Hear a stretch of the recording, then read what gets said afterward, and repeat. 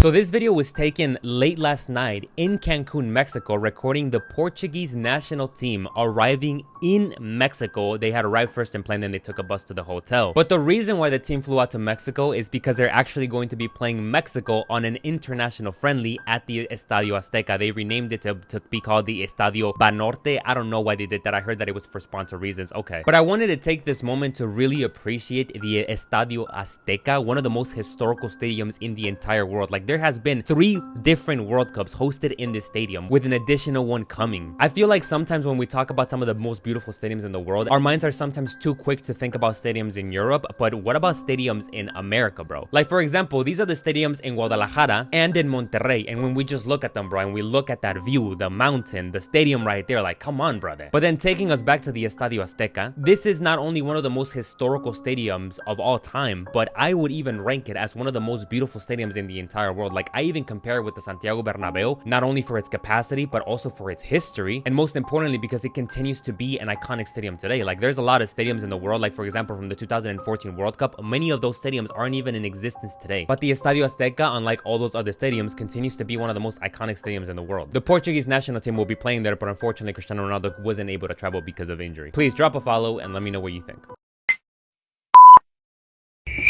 This is literally the most infinity aura moments of all time.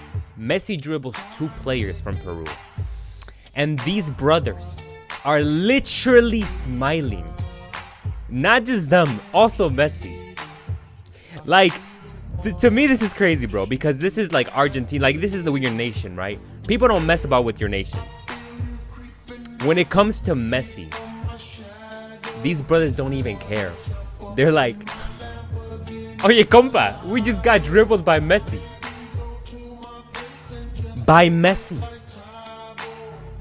Literally the craziest moment of all time, bro.